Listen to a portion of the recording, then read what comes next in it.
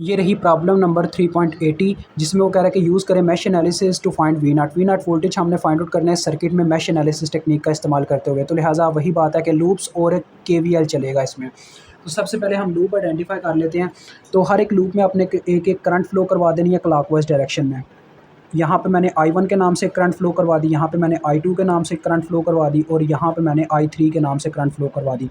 अब यहाँ पे एक बेनिफिट की बात है कि I3 का जो लूप है उसमें एक करंट सोर्स लगा हुआ है और वो भी दो लूप्स के सेंटर में नहीं, एक साइड पे लगा हुआ है। जब ऐसा होता है तो आपके पास उस लूप की करंट आपको फाइंड आउट हो जाती होती है।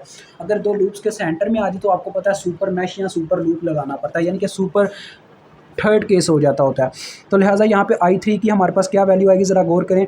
I3 जो करंट है वो 2 मिली एम्पेयर की बिल्कुल अपोजिट डायरेक्शन में चल रही है, यानी वो डाउनवर्ड जा रही है या अपवर्ड जा रही है, यानी कि बस नेगेटिव साइन आ जाएगा साथ में 2 मिली एम्पेयर, यानी वैल्यू सेम है लेकिन माइनस साइन के साथ इसकी वैल्यू आएगी क्योंकि ये अपोजिट डायरेक्शन में थी। अब देखें, अगर मुझे मेन जो यहाँ पे हमारा काम है वो है वी नॉट वोल्टेज को फाइंड आउट करना। वो कैसे फाइंड आउट कर सकते हैं, सिंपली नज़र आ रहा है वी नॉट वोल्टेज इस रजिस्टर के क्रॉस हैं और अगर हम करंट को पास आउट करके देखें तो इसमें से I2 करंट ही सिर्फ पास करता है इस रजिस्टर में से। तो लिहाजा 4K इसका फार्मूला आएगा। वो कैसे आया देखें, 4K इसकी रजिस्टेंस हो गई, ओहम्स लॉ लगाया यानी कि V naught is equal to IR। तो रेजिस्टेंस तो 4K होगी। मैंने करंट का साइन कैसे डिसाइड किया, करंट अपनी डायरेक्शन के अकॉर्डिंग इसके पॉजिटिव पोल में एंटर कर दिया, डेट्स वाई ये आ गया 4K I2, यानी प्लस में करंट मैंने पुट की।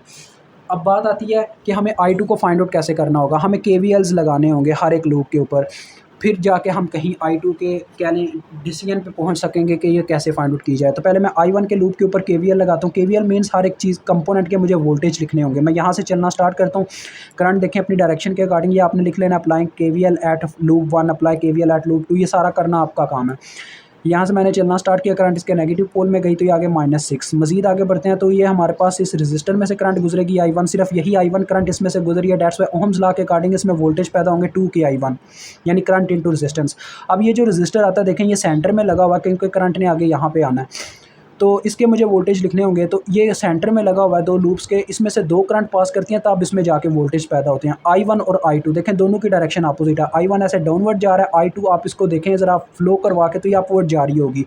तो लिहाजा जब आप I1 के केस में लगाओगे या I2 के केस में इसके ऊपर यानी KVL लगाना चाह रहे होगे तो आपको किसी एक करंट को नेगेटिव रखना पड़ेगा, क्योंकि यहाँ पर न्यूटन का थर्ड लॉ लग रहा है, एक्शन और रिएक्शन इक्वल हैं लेकिन मैग्नीट्यूड में, लेकिन डायरेक्शन में अपोजिट है। तो डेट्स वाई आप क्या करोगे, आप लिखोगे यहाँ पे +4K इंटू, यानी एक करंट को नेगेटिव लोगे। वो कौन सी करंट होगी, जैसा कि मैंने बताया हुआ जिस लूप के ऊपर KVL लगा रहे हो उस लूप की करंट को पॉजिटिव रखो, यानी कि लूप 1 के ऊपर KVL लगा रहे हैं तो लिहाजा इस लूप की करंट को पॉजिटिव रख लेंगे, I2 को नेगेटिव रख लेंगे। हमारा KVL मुकम्मल हो गया, हम वापस आ गए हैं, डेट्स वाई 0 आ गया, आगे इज इक्वल टू। अब आपने इसकी इक्वेशन सेट कर लेनी है। देखें 4K I2 + 4K I1 + 2K I1, ये हो गया 6K I1 और फिर -4K I2 is equal to 6 हो गया, ये 6 उधर जाके पॉजिटिव और ये इक्वेशन 1 आ गई। अब हम लूप 2 के ऊपर KVL लगाएंगे। मैं यहाँ से चलना स्टार्ट करता हूँ, वो आपने ऊपर लाइन लिख लेनी है। यहाँ से चलना स्टार्ट करता हूँ 4K इंटू, देखें फिर से दो करंट्स फ्लो कर रही हैं, मैंने वोल्टेज लिखने हैं। तो अब मैं कौन सी करंट पॉजिटिव लूँगा, वही बात है, I2 अपवर्ड जा रही है, I1 डाउनवर्ड, यानी कि दोनों की डायरेक्शन अपोजिट। तो मैं I2 को पॉजिटिव रखूँगा क्योंकि लूप 2 के ऊपर KVL लग रहा है, तो I2 - I1 आ गया। मज़ीद आगे बढ़ा तो इस 4 किलो ओहम के रजिस्टर में से करंट गुजरती है तो मुझे इसके वोल्टेज लिखने होंगे, तो लिहाजा इसके ऊपर ओहम्स लॉ लग जाएगा, यानी कि सिंपल आ जाएगा 4K I2, इसमें सिर्फ एक करंट गुजर रही है।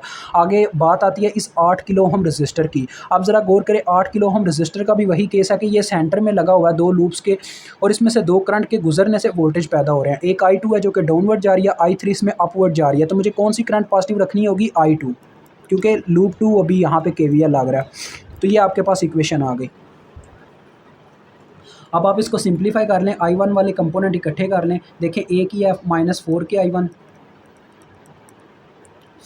फिर I2 वाले इकट्ठे कर लें, देखें 4K I2 और ये 8K I2, यानी कि 4 4 8 और 8 16, यानी कि आ गया 16K I2। और I3 मैं ज़रा आपको बताना चाहूँगा, देखें I3 यहाँ पे एक ही है, ये जो कि आ रहा है -8K I3, ज़रा गौर से देख लें, -8K I3 आ रहा है। I3 की आपको वैल्यू पता है जो कि -2 मिली है।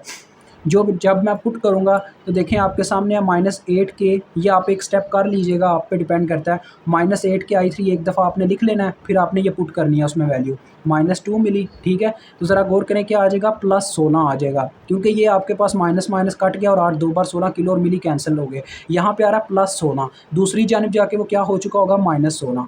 तो ये थोड़ा मैं वीडियो शॉर्ट करने के लिए इस तरह से आपको बता रहा हूँ, ठीक है। यानी यहाँ पे क्या होना था, यानी आना था 8K -8K I3 आना था, जिसने इस तरह से सॉल्व हो जाना था जैसे आपको बताया। तो ये होगी हमारे पास इक्वेशन नंबर 2। अब इनको आप मैट्रिक्स फॉर्म में लिख लोगे। इनके पहले हमारे पास कांस्टेंट आ जाएंगे 6K -4K, फिर दूसरी इक्वेशन -4K 16K, फिर इनके वेरिएबल्स आ जाएंगे I1 I2,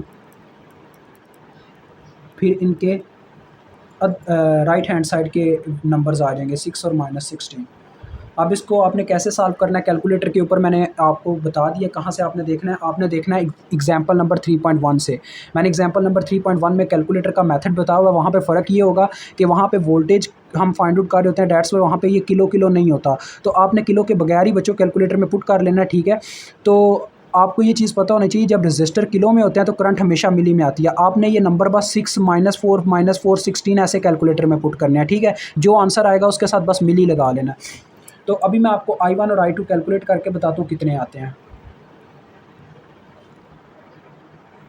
तो मेरे पास यहाँ पे I1 की वैल्यू आ रही है 0.4 और दूसरी -0.9। तो मैंने बगैर किलो के लिखा था, लिहाजा मैं यहाँ पे बस मिली का यहाँ पे इजाफा कर दूंगा। I1 की वैल्यू है 0.4 मिली एम्पेयर, यानी कि एम्पेयर नहीं लिखना, मिली लिखना है, क्योंकि आपका रजिस्टर किलो में है।